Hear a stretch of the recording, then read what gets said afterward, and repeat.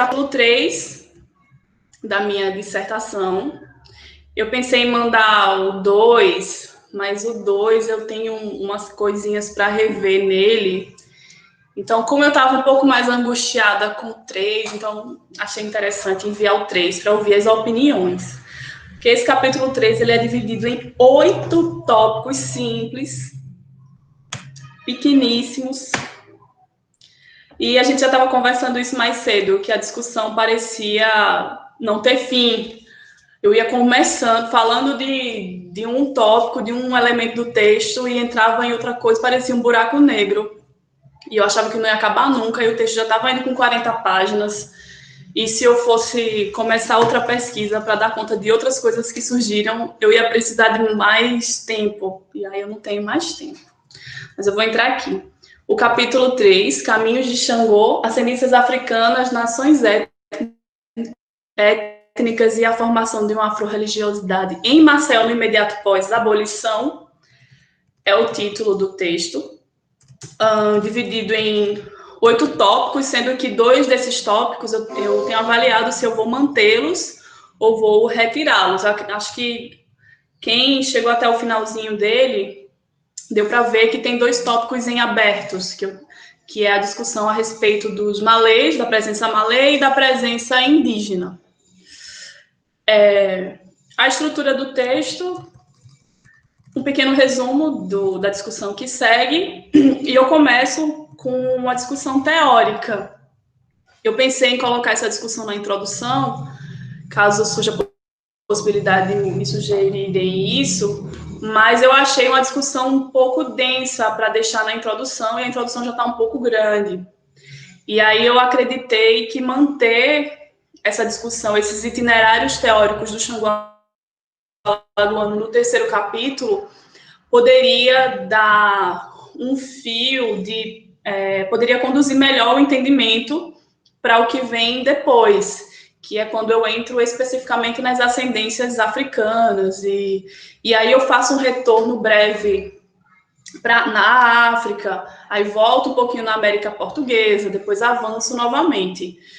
Foi preciso fazer isso para conseguir identificar melhor essas ascendências, esses elementos que dialogam aqui com esse Xangô do final do século XIX para o século XX. E aí eu tenho buscado indicar os caminhos de formação desse Xangô alagoano e demonstrar que essas práticas afro-religiosas que a gente conhece como Xangô, elas já estavam presentes no século XIX. A professora Irineia fez algumas indicações disso também na Caverna do Diabo, e aí eu busquei aprofundar essa discussão com as ascendências, a partir de algumas notas de jornais, de livros, de fotografias, e basicamente procurei ampliar a documentação desse capítulo com a coleção Perseverança e alguns textos do Abelardo, como o Culto da Serpente, mas não faço uma discussão muito aprofundada dele, mas indico essas ascendências, essas possibilidades no Xangô. Mas as fontes principais são os periódicos, que também são poucos, dispersos, como já havia constatado o professor Ulisses e a professora Irineia, essa dificuldade das fontes a respeito desse tema. Porém, eu busquei fazer quase que uma etnografia do que existe nessas notas e da coleção Perseverança, no catálogo da coleção Perseverança, mas principalmente pegando como fio condutor os periódicos, né? Eu uso como metodologia para discutir isso, avançando um pouquinho mais depois dessa discussão teórica, que eu apresento os elementos, como eu utilizo textos do professor Ulisses, a tese de doutorado dele e alguns textos da professora Irineia como uma base central dessa bibliografia. Então, nesse tópico, eu procurei apresentar os elementos de aproximação e de distanciamento entre esses textos e qual é a minha contribuição diante desse quadro. Busquei fazer isso. No segundo tópico, avançando um pouquinho mais, é onde eu começo a apresentar, é onde eu entro na minha discussão e apresento a minha hipótese e tento comprovar. Né? Esse fio aqui de feitiçaria entre negros da costa e alguns crioulos, práticas mágicas e ascendências africanas, é a nota de um recorte de uma nota de jornal do Gutenberg. E como método de investigação, eu me baseio no Ginsburg, né, o nome, através do nome, no caso, o sobrenome, porque esses sujeitos eles não aparecem com frequência, nem a Joana Maria da Conceição, nem o Félix. O Félix aparece com um pouco mais de frequência e é um sujeito um sujeito bastante curioso e tem me provocado a procurar outras investigações, a fazer outras investigações sobre ele, mas até esse momento ele ainda é um pouco cabuloso para mim, usando esse termo. Ele tem algumas coisas ainda desconhecidas, porque existem dois Félix, avançando um pouquinho mais, que pode ser esse Félix que aparece nas notas do século XIX e esse Félix que é citado no Quebra. Alguns elementos, alguns indícios me fazem acreditar que podem ser a mesma pessoa, né? Pela presença que ele tem nas notas do final do século XIX, como é um período próximo, então é possível imaginar. Mas eu não tenho muitas notas, não tenho muitos documentos que me deem muita força nessa afirmação, mas eu acredito que eles possam ser a mesma pessoa. Esse Félix do Quebra, que é citado pelo Ulisses, recitado pelo Dirceu Lindoso, etc., ele pode ser o mesmo Félix do século XIX, né? E então, voltando para cá, para os africanos, os negros da costa e os pretos mina, que são dois termos que aparecem. Então, eu pego esses dois termos, esses dois nomes, e os sobrenomes também, porque é um sobrenome do Félix da Costa, e uso como um fio condutor para, a partir desse laço, desse centro, ir desenrolando a narrativa.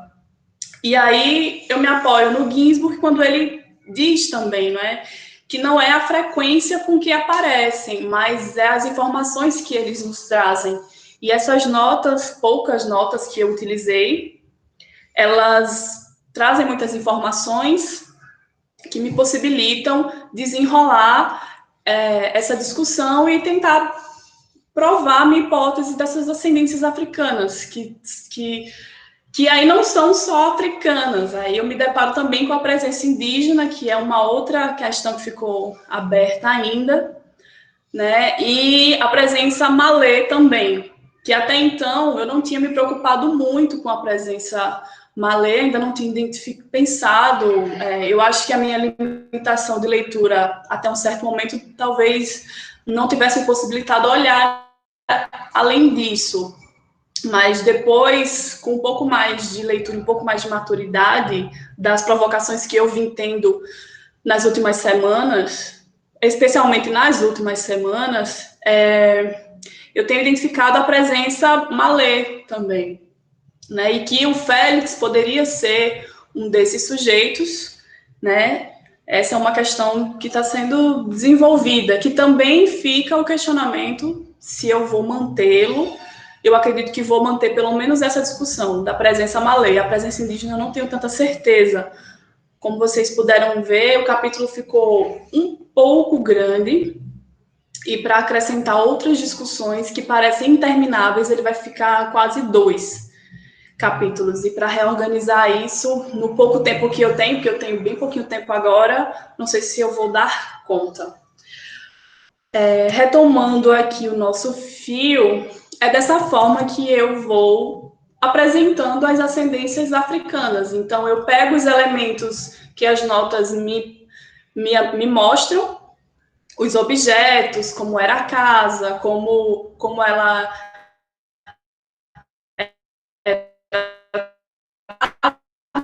ela e o Félix também, que são dois sujeitos principais que eu elenquei, mas não são só eles, outros sujeitos também vão aparecendo. No capítulo 2 aparecem outros sujeitos com certa frequência, mas eu utilizei eles dois como centro do meu fio, porque eu acredito que tem, não sei se é correto ou não, mas eu tenho uma certa afetividade com essas duas fontes, porque são as duas primeiras fontes que eu encontro nas minhas pesquisas antes de ir para o mestrado e que me fazem pensar nessas narrativas que é como se a história do Xangô Alagoano ela passasse a existir depois do Quebra e com o texto do Ulisses, né? E depois tem um documentário do professor Siloé também, e aí é quando a história do Xangô Alagoano ela começa a ser difundida, ela começa a ficar conhecida. Então, a partir de alguns desses textos que eu tive acesso durante a graduação, eu achei que deveria investir em analisar isso no século XIX, né, de procurar saber dessa história no século XIX, se existe uma outra história no século XIX, outros sujeitos, ou os mesmos sujeitos do Quebra talvez sejam os mesmos sujeitos que talvez estivessem presentes ali no século XIX, foram curiosidades. Então, eu me apeguei nessas duas fontes, acho que tem uma afetividade com elas e com o Félix. Então, eu busco fazer isso. Vou dialogando com o João José Reis, com o James Sweet, vou dialogando com Nicola Paredes, com a professora Irineia, com a Laura de Mello, e vou desenrolando e tentando explorar ao máximo o que essas fontes desse final do século XIX pós-abolição têm a me oferecer. Então, eu vou muito pela qualidade das fontes, do que elas me dizem, como elas me conduzem. Ao mesmo tempo, eu avanço um pouquinho para o século XX, para a coleção Perseverança, mas sem considerar que a coleção Perseverança, os objetos da coleção Perseverança, eles não surgiram do nada ali no Quebra, né? Podiam ser cultos que já existiam antes, que já estavam ali presentes no século XIX, como alguns textos indicam que o terreiro da tia Marcelina era um dos mais antigos e estava desde o século XIX, embora eu não tivesse encontrado dados sobre ela no século XIX, mas há alguns indícios, algumas indicações bibliográficas que tratam disso. Então, eu não descontextualizo a coleção Perseverança da possibilidade dela estar, desses objetos, eles estarem presentes também no século XIX. Traço um diálogo com Robert Lenis, e aí eu falo muito da África Central e da influência da África Central, de Congo, Angola, das práticas africanas desses povos, que também estão muito presentes nesse Xangô, nessa formação e nesse Xangô alagoano. Discuto, sem me prolongar muito, também falo das festas, das contribuições das festas, como as festas, elas podem, as festas negras, elas dão um subsídio para pensar essas ascendências, porque festa e religiosidade africana também poderiam estar a relação com a religiosidade também, e de buscar nas festas, nos cânticos, essas possibilidades para a formação afro-religiosa, para essas afro-religiosidades. E aí eu problematizo termos como bruxaria, feitiçaria, curandeirismo, voltando um pouquinho novamente, traço um diálogo com a Silvia Frederici,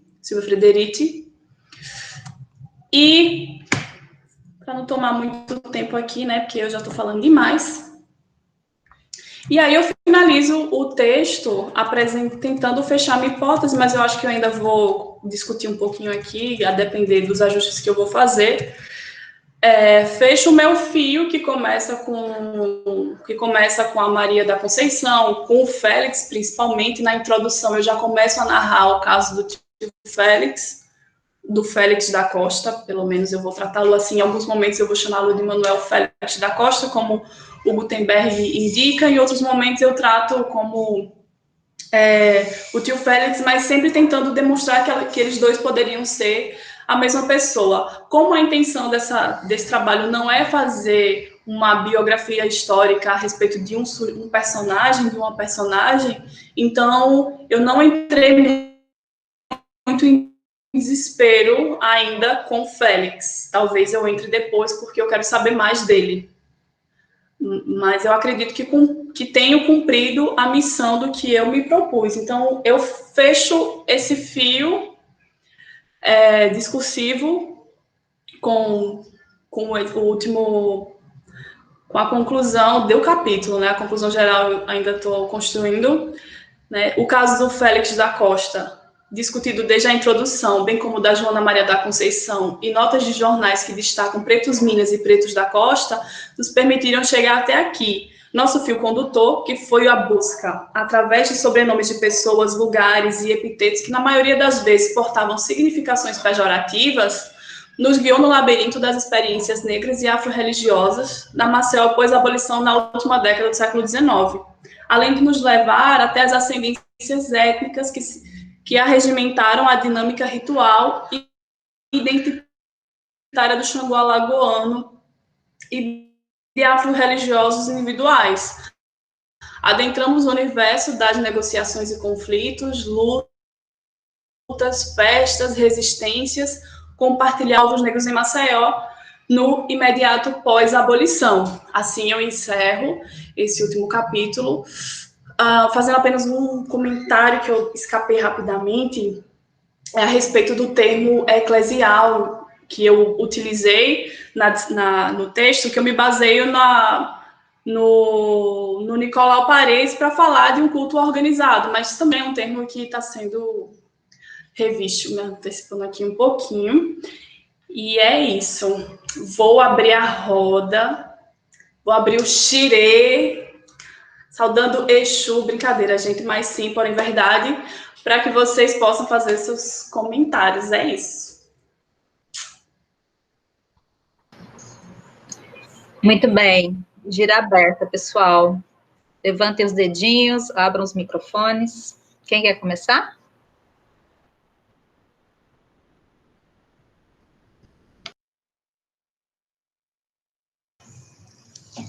Sem timidez, pessoal. Toda vez eu tenho que ficar pedindo. Não fiquem tímidos, falem, perguntem. Cezinha, meu querido, comece. Boa tarde, pessoal. Como é de praxe. Então, Lília, assim, os comentários que eu tenho para fazer para você, praticamente eu já fiz em off, né? Que é mais, assim, em relação ao seu texto, eu não tenho críticas, né? Eu não tenho o que criticar, eu não tenho o que recomendar. Eu gostei muito dele. Eu achei, como eu disse para você, né? Eu achei ele realmente bem extenso. Ah, eu fiz alguns comentários, né, com você em off lá, relacionado a algumas questões técnicas, mas isso não é tão relevante, entre aspas, né? Mas isso não atrapalha a questão da leitura. Eu consigo observar, né? Eu consegui notar o seu esforço, né? Nesse capítulo, né? Como eu tinha falado com você antes, é perceptível que você se esforçou, né? Assim, com as poucas fontes, né? Com os poucos recursos documentais que você teve. E eu, no caso, eu já vejo isso como um ponto positivo, né, no seu trabalho, relacionado a essa sua dedicação em ir atrás da documentação, em fazer esses debates constantes, entendeu? No caso, assim, o que eu tenho mais é fazer elogios, né, com relação ao seu texto. Tá uma leitura boa, leve, assim, para quem não é da área, né, para quem não trabalha com a temática, né, consegue entender a discussão que você traz é realmente positiva, Então, assim, no momento, eu não tenho nenhum questionamento para fazer, mas eu só tenho mais que fazer, realmente são elogios.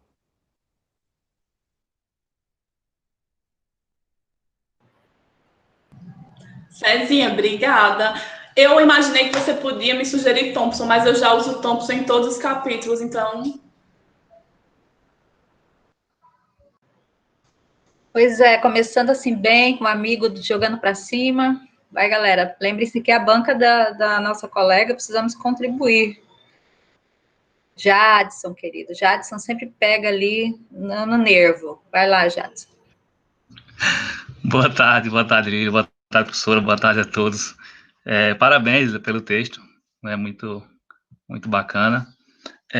Eu só queria que você esclarecesse para a gente um pouquinho mais o conceito de processo que você usa, e aqui, quando você usa o James Sweet, você fala em domínio dos centros africanos para se referir aos sujeitos, aos indivíduos que circulavam com essas práticas, né? Se você puder clarear mais um pouco para a gente aí, inclusive para mim, né? Porque ignorância mesmo, eu desconheço, né? Esse uso desse termo, né? Domínio dos centro-africanos, né? Se você puder esclarecer para a gente aí, obrigado e parabéns.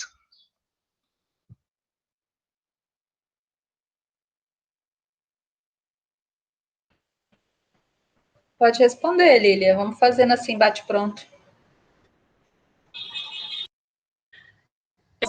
Posso? Pronto. Vou começar pelo processo que eu utilizo, que eu não desenvolvi esse termo, esse conceito nesse capítulo, porque eu já fui discutindo ele na introdução.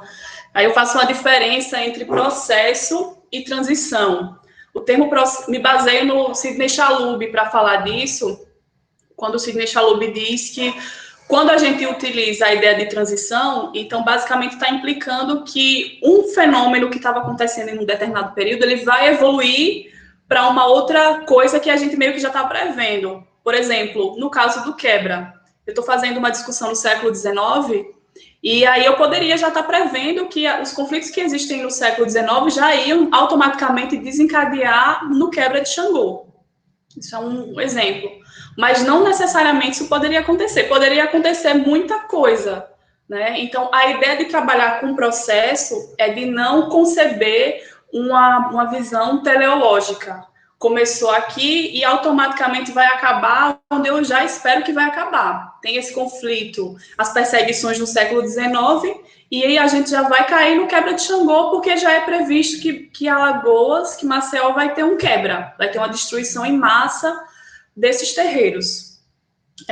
Isso exemplificando o termo processo, o conceito de processo.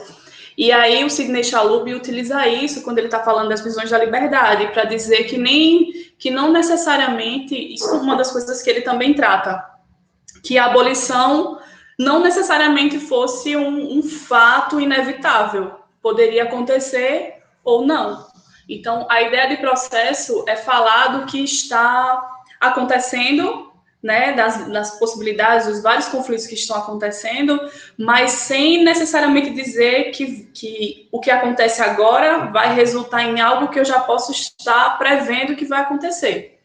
E aí é um cuidado que ele alerta, que o historiador, que a historiadora precisa ter, para não começar uma discussão e já terminá-la como se a certeza absoluta de que algo seria inevitável, como o exemplo que eu dei do quebra. O conflito no 19 automaticamente desencadeou no quebra. Para ter acontecido o quebra, ocorreram outros fenômenos, outras coisas aconteceram naquele período, né?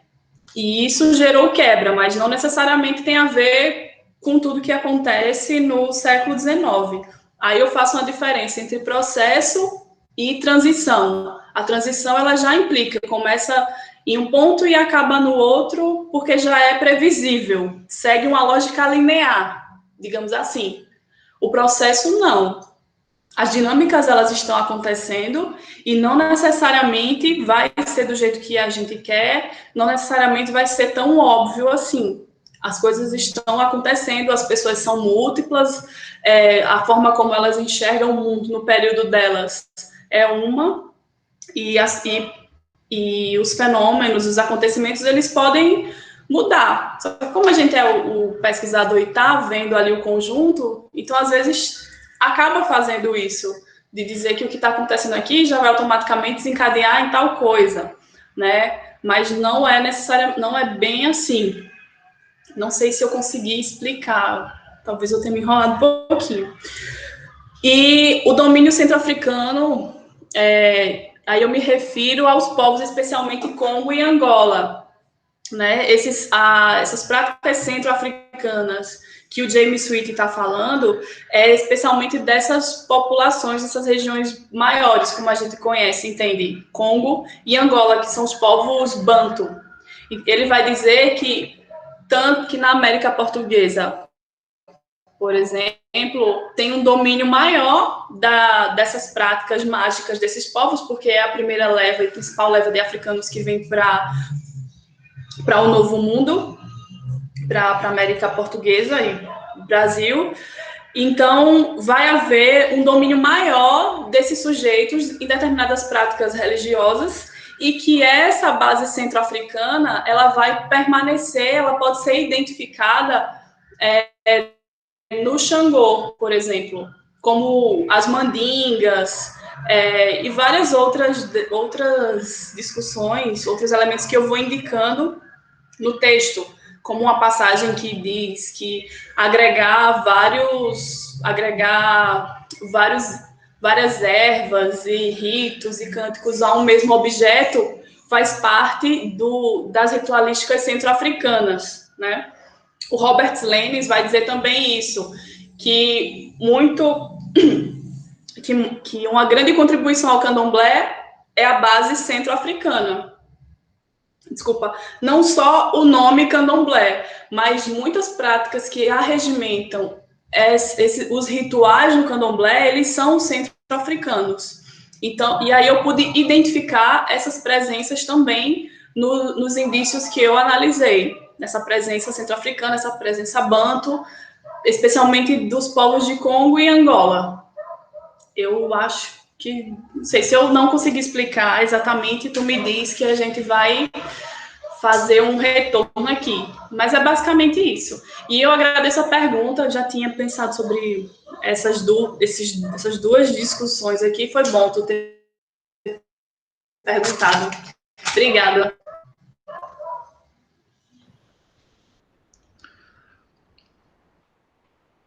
E aí, pessoal? Eu posso complementar aqui, professor? Claro, Jackson. Eu só queria fazer a sugestão, Lília, de quando você, no final do 3.1, né, na página 9, no parágrafo que você, no finalzinho mesmo, na última linha, você afirma, né, que vai usar o conceito de processo. Só que nesse parágrafo você não cita o Chalub, você cita a professora Linéia. Aí eu tinha a impressão que você estava usando a partir da professora Linéia. Mas como você me explicou agora que é o Chalub, eu sugeri então você colocar aqui, você já falou que botou na introdução, mas colocar aqui também que é do Chalub, né? Eu associei somente ao uso que a professora Linéia faz, entendeu? É só deixar essa sugestão. Eu vou fazer isso, porque nesse tópico, quando eu apresento, eu faço algumas discussões, eu não sei, eu vou olhar aqui depois para ver exatamente esse, mas na parte do texto, acho que nos primeiros tópicos, se não o primeiro, que é no 3.1, né? Isso, e aí é quando parágrafo. Eu apresento as diferenças no último parágrafo, né? Que é quando eu estou apresentando as diferenças e as semelhanças dos textos. E aí eu digo que uma das coisas que eu me assemelho com a pesquisa da professora Irineia é de pensar a história como um processo e não como uma transição. Mas eu acho que tu tem razão. Isso, Pode valer na a minha pena leitura, fazer eu só associei ao texto da professora Irineia, entendeu? Não associei ao Chalub, né? E assim, na última linha você colocou, é importante reforçar a ideia de que trabalhos. Eu acho que você quer dizer que trabalhamos, né? Sim. Sim, porque eu dialogo, é um dos elementos que eu dialogo com a pesquisa dela. né, que é a ideia de processo, a noção de processo, mas em processo, teoricamente, eu discuto utilizando o Chalhoub. Aí eu apresentei na introdução, falei um pouquinho disso, mas acho que vale a pena puxar a nota de rodapé. Obrigado, valeu. Muy bien. Seguimos, pessoal? Vai, banca, trabalha. Eu, como César, já havia feito também vários comentários para a Lília, em off, e aí também não vou querer retomar tudo aqui, mas aproveitando aí o que já foi colocado na roda como discussão, e pensando um pouco na fala dela de introdução, porque realmente o capítulo, eu havia falado para ela também que achava que o capítulo estava ficando muito grande, que se ela tivesse mais tempo seria bacana dividir em dois, né?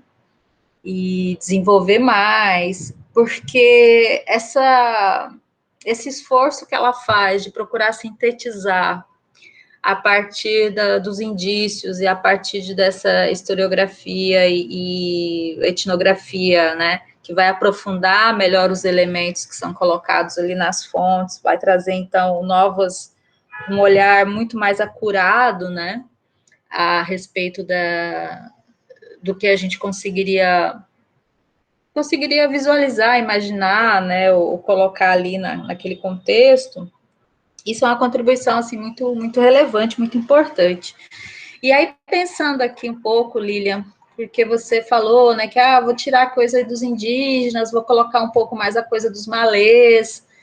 E aí eu fiquei aqui pensando comigo o que você tem entre os malês e os indígenas, o porquê selecionar os malês? Isso seria por conta das ascendências africanas, vamos dizer assim, que seria o seu foco, né, no capítulo.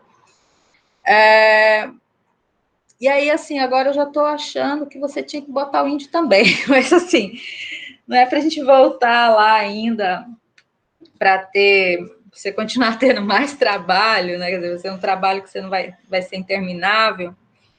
Porque eu, assim, deixa eu ver se eu consigo me explicar de maneira mais clara. Eu acho útil essa revisão que você faz dos autores e de alguns elementos. Mas, por exemplo, se você retirasse coisas que já foram muito debatidas, como a questão dos quilombos, para dar lugar para uma discussão que talvez ainda não foi feita, que é de fato a questão indígena, e malê, eu não sei o que você tem aí dos malês que você está pensando em colocar, se é ainda só a discussão do Abelardo Duarte, né, que também é o único conhecido e por isso também muito falado.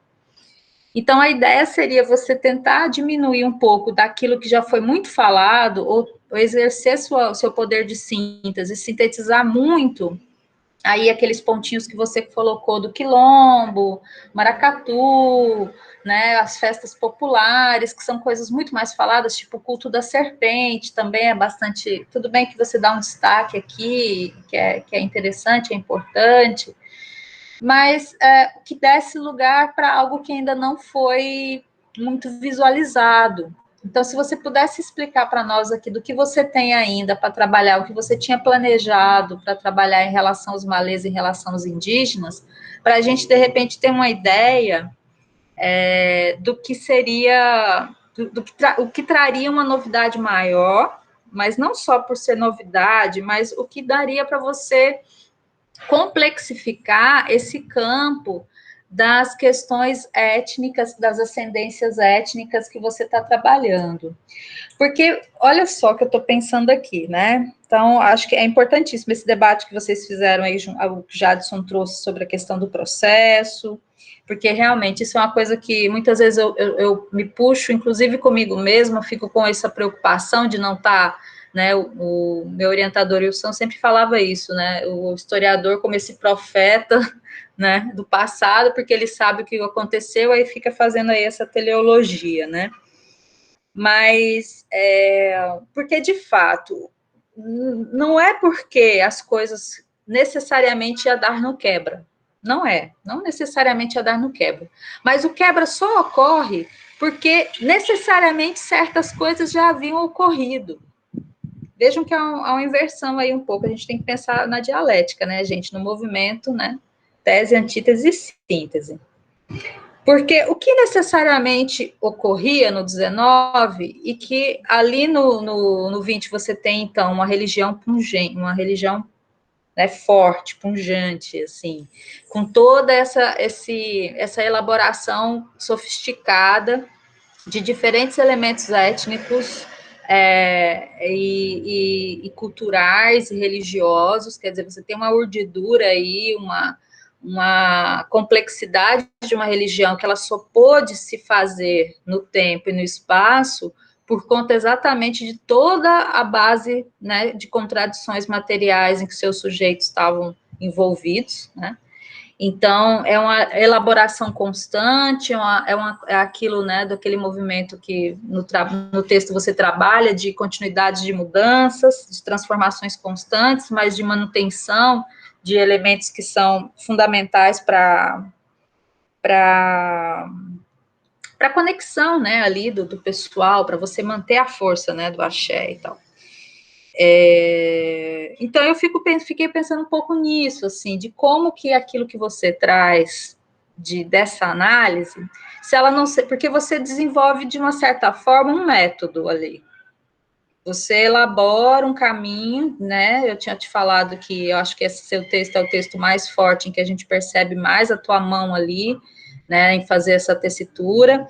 Então, você elabora um caminho. Será que não seria, não sei se é arriscado para você, nesse momento da pesquisa, avançar em trazer, então, elementos que não foram dados destaque, como a leitura original e nova que você traz sobre o tio Félix, né? Então, não sei se eu estou me fazendo entender também aí nessa questão, né?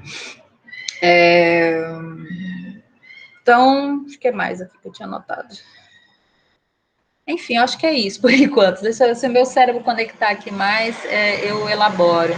Porque, às vezes, dá uns saltos aqui de inferências muito grandes, aí falta as relações de conexão entre os elementos daquilo que eu queria falar. Porque, o modelo de culto, lembrei aqui, o modelo de culto, eu estou falando modelo aqui, mas não para enquadrar, mas o tipo de culto que a gente tinha no século XIX, no final do XIX, nesse momento aí, ele é o culto do Nagô que você vai ter lá no Quebra. Ele demora, é lógico, um tempo para se constituir, para se formar, e isso vem ali naquela relação entre escravidão e pós-abolição, mas é esse culto no auge, né? Ali.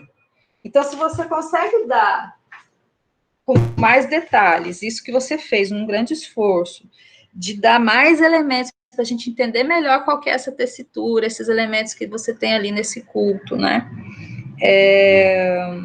A gente tem um modelo de culto,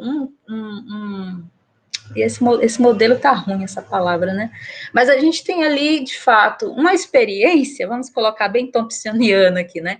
Uma experiência de religiosidade, de religiões de matriz africana, afro-brasileiras, que realmente existiram ali, que depois do quebra, elas não vão conseguir se reconstituir sempre da mesma forma, elas vão estar sempre se reinventando, né? Enfim, não sei se eu estou ajudando, se eu estou te atrapalhando. Mas é porque eu fiquei pensando muito nisso, assim, do quanto que, de repente, configuração, acho que pode ser uma boa palavra, Jadson, o tanto que, de repente, a contribuição que você traz poderia ser agora, nesse momento, então, retirar um pouquinho daquilo que já está mais discutido e tentar aprofundar nesse método que você desenvolveu aqueles elementos não menos observados até o momento. Não sei, o que você acha?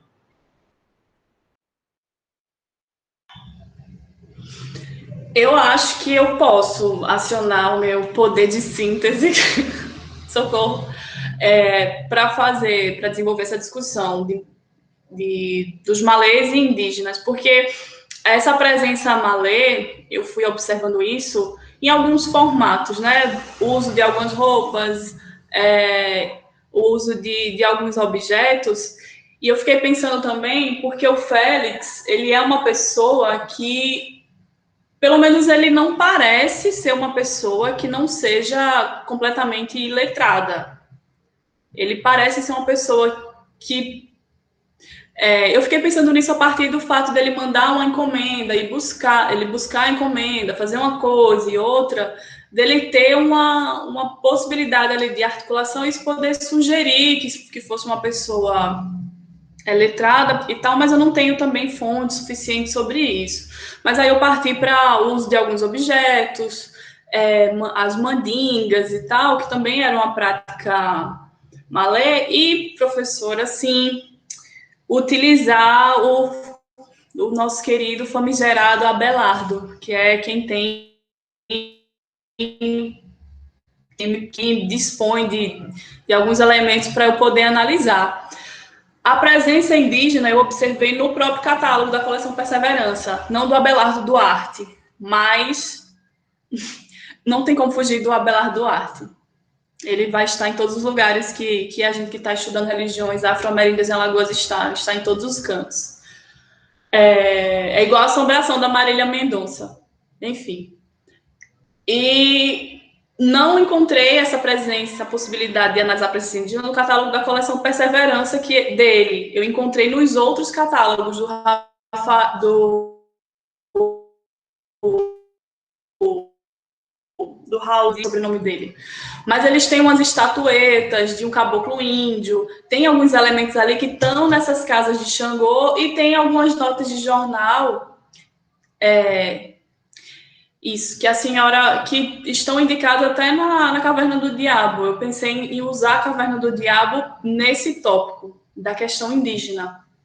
E aí eu deixei ele em aberto, porque eu fiquei pensando que ia ficar interminável e joguei o questionamento aqui, né, para ouvir a opinião, se eu dou uma ênfase nele e desenvolvo esse tópico, que já tem algumas coisas aqui elaboradas, não preciso fazer um grande tópico, eu acho que em algumas páginas eu consigo continuar a análise que eu venho fazendo com o mesmo sentido, com o mesmo fio que eu fiz das outras fontes. Então, eu acredito que com algumas páginas eu consigo, talvez, não esgotar a discussão, porque essa discussão ela precisa ser mais aprofundada, mas apresentar esse diálogo, esse debate, e mostrar essa presença indígena, inclusive indicar, né, o próprio culto da Jurema, que pode estar se formando ali. Eu não vi muitas coisas sobre o culto da Jurema, exceto algumas sugestões da professora Irineia, que nasce na história, né? Mas eu tenho pensado por esse viés de fazer a discussão da presença indígena. O que eu pensei que talvez, eu não sei se a senhora, se o pessoal acha que eu deveria fazer ou não, que é de fazer uma contextualização da presença indígena em Alagoas, que pode ficar uma coisa talvez grande. Talvez eu possa fazer, em síntese, uma discussão breve dessa presença aqui no Estado, mas sem prolongar muito, porque aí eu já ia entrar em um outro capítulo que merecia muito destaque para a questão indígena, que de fato é pouco discutido. E essa discussão malê, eu pensei em fazê-la no lugar da questão indígena, quando eu fiquei me questionando o que eu ia continuar, o que eu não ia, porque eles seguem o mesmo fio dessas ascendências africanas, essas presenças. Mas aí eu me sentiria também em dívida histórica, como historiadora e também como militante, de não apresentar a questão indígena, que eu estou identificando e que também precisa ser falada, tanto numa contribuição na historiografia quanto política mesmo, nesse sentido, se eu for pensar dessas duas formas. Aí eu deixei aberto e joguei para os universitários para tentar me clarearem a respeito disso. Eu acredito que dá para desenvolver sim, professora. É isso. Porque você talvez nem precisasse colocar ali, nesse momento, nesse capítulo, a questão da presença indígena como a história. Você joga isso tudo para a introdução. A introdução, ela vai ser a última coisa que você vai escrever e ela vai dar todas as justificativas e os caminhos metodológicos que você utilizou na construção dos capítulos, né? Então, você deixa para a introdução, por exemplo, justificar o porquê da inclusão indígena. Eu acho que há toda uma justificativa, a justificativa está dada exatamente pela, né, pela existência real e concreta desse elemento ali, né? Muito fica aparecendo de fato, até então, naquilo que estava produzido, até mesmo no que eu discuti na tese, que essa presença indígena ela vem depois lá nos anos 40, 50, 60, mais para frente, né? E da Jurema Sagrada mesmo, mas com certeza isso está lá na Caverna do Diabo, com certeza isso está antes, assim. E aí eu até me lembrei, eu devo ter te falado isso em algum momento, da Gira da Tradição, daqueles vídeos gravados do professor Klebe do Paulo, né, com os sacerdotes mais antigos, que foi soltado lá em 2012, e a entrevista da mãe Josefa. A mãe Josefa, ela falava muito ali, mas ela está falando na memória dela, nos anos 30 já, né? Que ela dizia do Congo, do pessoal que cortava para Congo, ela falava do jeito que era diferente do pessoal do outro, sabe? Então, ela estava ali exatamente falando um pouco dessas ascendências, um pouco dessa memória que ela tinha de como que era diferente cada um, né? E, enfim, então, teria coisa aí, né, para você olhar. Mas se for para aproveitar aí nesse momento que a gente está discutindo para esse capítulo, talvez é um pouco isso, assim, né? É fazer essa síntese um pouquinho, sintetizar um pouco mais aquilo que já está mais mapeado e dar mais espaço para isso que ainda não está tão visto. E faz todo sentido, e é muito importante mesmo que a contribuição indígena não passe aí batido, né? Quem mais, pessoal? Senão eu vou ficar aqui especulando com a nossa companheira, porque vocês sabem, né? Isso tudo interessa muito. Eudson, que chegou hoje, tá quietinho. Lembrei aqui que você leu com tanta calma, tanta atenção a questão do Abelardo Duarte aí. Lembra que tu queria trabalhar com os malês antigamente? Não quer comentar para nós alguma coisa?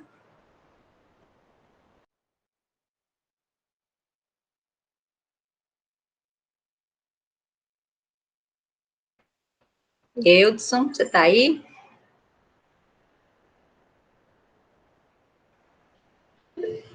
Tá bom, então, pode falar, querido.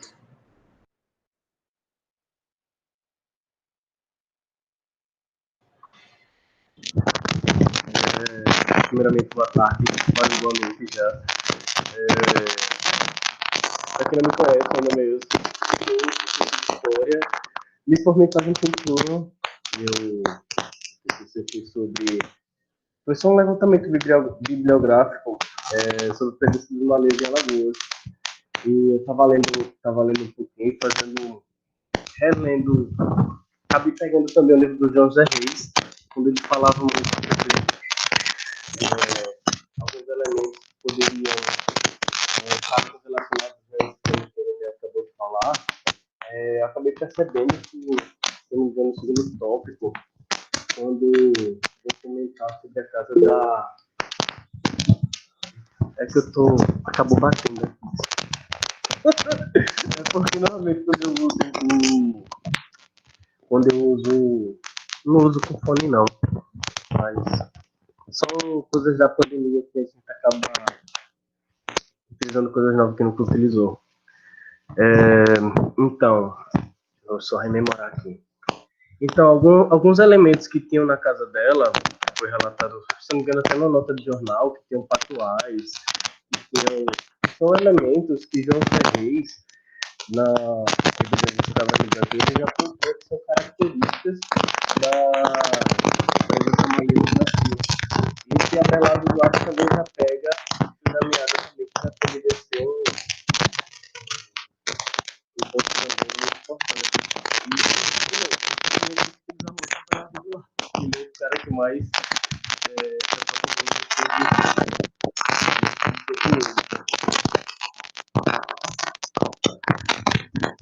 o microfone que está cortando. Uma ideia que está cortando. Não estou conseguindo me fazer entender. Pois é, eu não sei o que está acontecendo. Deixa eu tentar tirar o fone e ver se funciona. Tá funcionando sem o fone? Dá para entender sem interferência? Nossa, melhorou 1000%. Agora sim. Pronto, já não gosto de usar fone. Eu desse problema, agora eu não uso mesmo. Então, se eu não me engano, no segundo tópico, vou voltar só um pouquinho, quando tem um relato sobre como era a casa da... Agora eu esqueci o nome dela, e tem um relato de que tem reservas, tem isso, tem aquilo, a pessoa vai descrevendo o que, é que tem na casa dela. Alguns dos elementos que é descrito na matéria do jornal, Abelardo Duarte ele já cita na Rebelião das Escravas no Brasil que algumas dessas coisas que tinham na casa dela já eram e são de características malês. E Abelardo Duarte ele aproveita esse gancho também, já vai remendando, já falando sobre também essas permanências em Alagoas. Se eu não me engano, no final do livro dele, ele vem falando sobre não sei o nome correto, tá? Me corrijam, as loas, uns cânticos dentro dos terreiros de Alagoas que tem características que falam sobre Alá, sobre Ogum de Malê. Então, são pequenos resquícios que, se olhar um pouquinho mais, que eu não tive acesso a essas fontes, que possivelmente o resto das descrições sobre a casa dela, que poderiam dar um pano para manga, poderia dar como a Lília está com essa intenção de investir um pouquinho mais sobre essa presença malê. Não sei nada sobre a presença indígena, eu pensei logo na Jurema, mas aí já é outra perspectiva, mas na perspectiva malê, já nesse... Deixa eu só ver aqui na abrir rapidinho. Deixa eu ver se eu acho. Se eu não me engano, ela cita a citação que tem sobre a presença de um patuá. Rosários e patuás e toda uma série de bugigangas que constituem a botica. Então, várias dessas coisas que deixa eu ver qual a página. Na página 11 que constam já que João Zé Reis já utiliza como uma comprovação dos elementos malês já na Bahia. E o que eu achei muito bom do texto também é a forma sutil e agradável que ela diz que acha importante a obra do Ulisses. Ela é muito importante, mas é engraçado que ela utiliza o mesmo texto que ele usa para afirmar uma coisa. Ela utiliza, eu não lembro qual o nome, não sei se é antropólogo, historiador, que pesquisa um grupo étnico na África. Ela utiliza o mesmo texto para contestar a tese dele. Ele utiliza esse livro, e ela utiliza o mesmo livro. Pronto, ele. Não, acho que não é o Sweet. É um texto que o Ulisses usa muito, que ele usa para comprovar que a mandinga seria coisa... Zazande, sobre o Zazande, o Preacher, não é? É esse nome, Preacher? Rapaz, o nome, misericórdia, eu não vou lembrar. Mas é muito engraçado como ela se utiliza do mesmo... Quando eu terminar minha fala aqui, eu vou olhar o texto e digito. Ela utiliza o mesmo estudo para comprovar que a tese do Luiz não está certa. Não é que não esteja certa, é que é uma visão diferente do que a interpretação do Ulisses teve, que é bem interessante. E outra coisa sobre o Ulisses que eu achei muito engraçado, quando ela acaba citando a professora Irineia, os trabalhos da Irineia, o trabalho do Ulisses e o trabalho da Gabi, que são de muita importância, mas no final ela só enaltece, só fala muito bem do trabalho da Gabi e da Irineia, que depois ela vai, digamos que, dissecar um pouquinho o trabalho do Ulisses, mesmo ela tentando amaciar, dizendo que o Ulisses trabalha muito tenta fazer o trabalho de antropologia ligado muito com a história, mas enfim, ele acaba versando mais com a antropologia, já que ele é da área antropológica, do que com a história em si. Mas o texto é muito bom, muito enriquecedor. E tem pano para manga ainda, é só dar uma pesquisada que cavucar um pouquinho que as coisas podem aparecer. Coisas que eu não sabia, comecei essa matéria do jornal, que com a botica da mulher, que tem alguns artifícios, alguns elementos malês, e com a lua também do Abelardo Duarte, podem aparecer outras coisas. Tá? É isso, muito agradecido pela oportunidade. E pretendo voltar mais, tá? Por favor. A Vanessa falou que você veio para ficar. Qualquer coisa.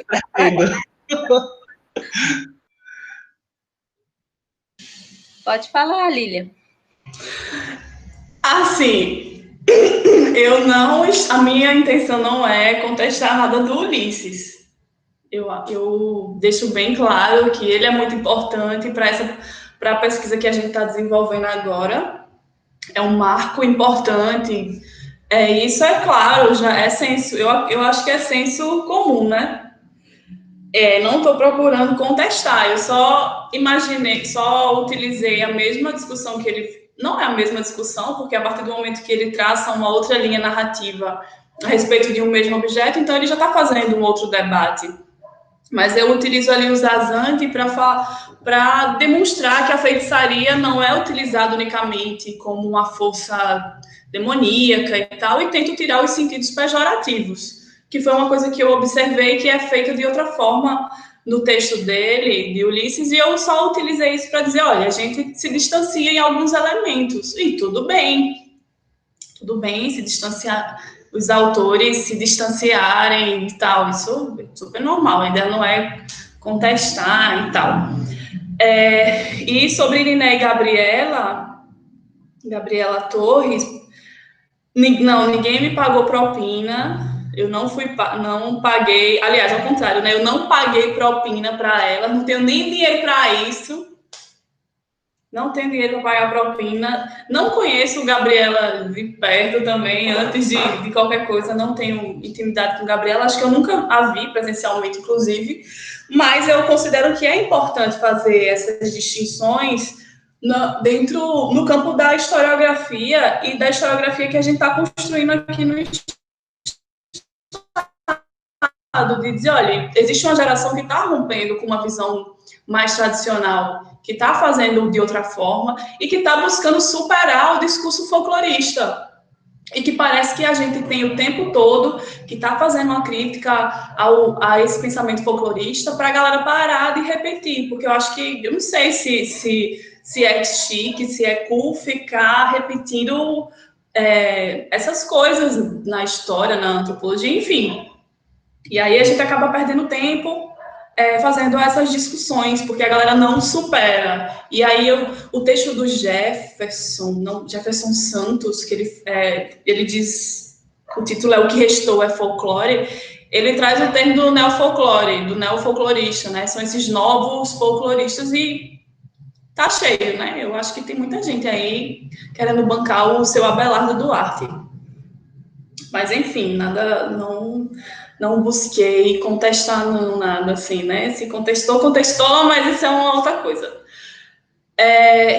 E de discussão para pensar os malês, né? Eu tenho me apoiado no João Reis, sim, o Alufar Rufino, que é um livro mais recente deles, que ele fez em parceria com Marcos Carvalho e Flávio Gomes, muito, muito bom. E tenho buscado tirar esse sangue, esse leite de pedra, de pegar o que eu puder das fontes para demonstrar que existe uma presença X aqui, e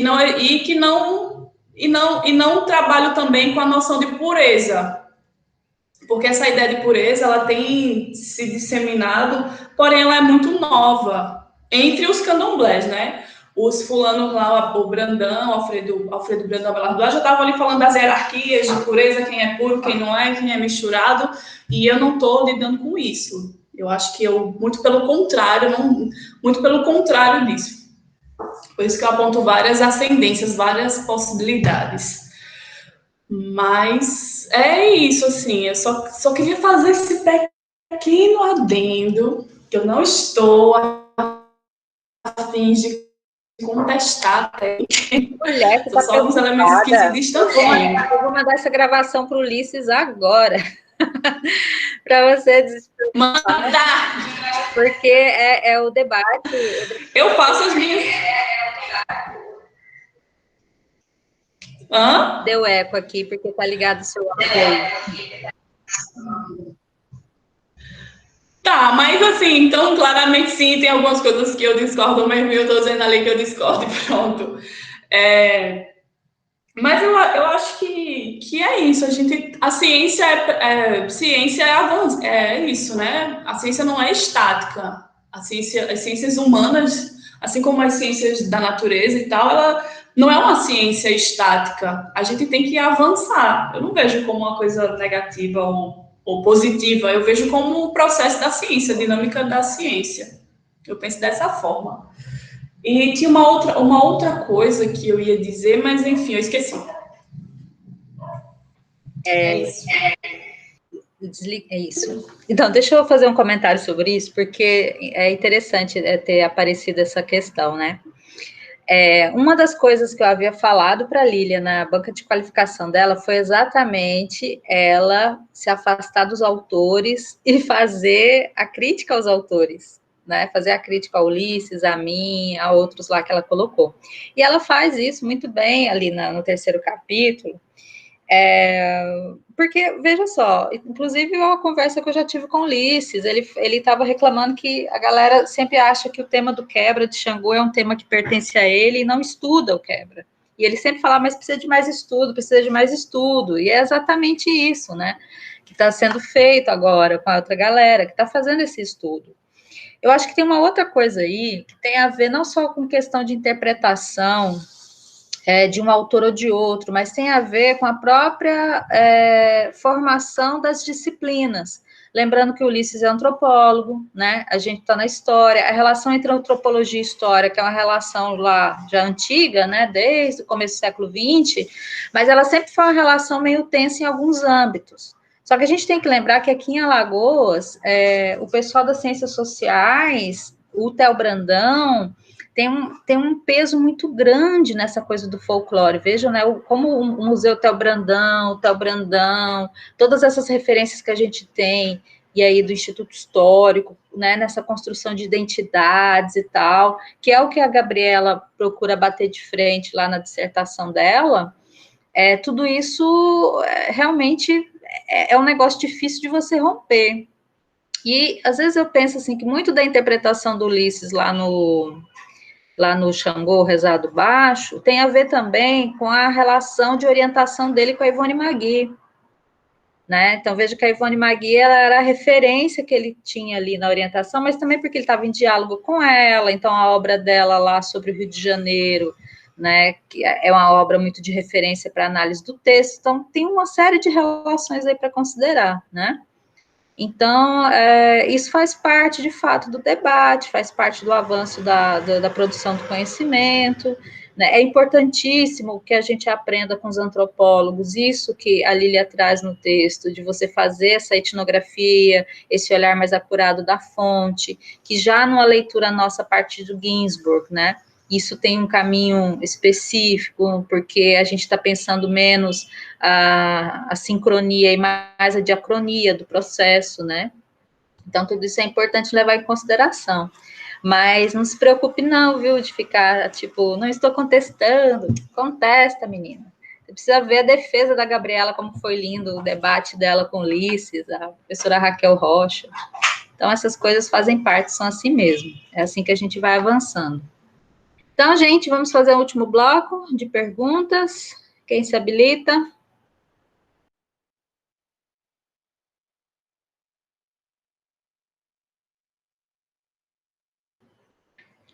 Vocês são muito bonzinhos.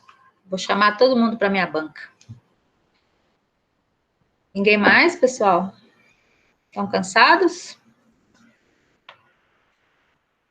Bem, então eu vou deixar a Lília fazer as considerações finais, se vocês não têm mais nenhuma pergunta.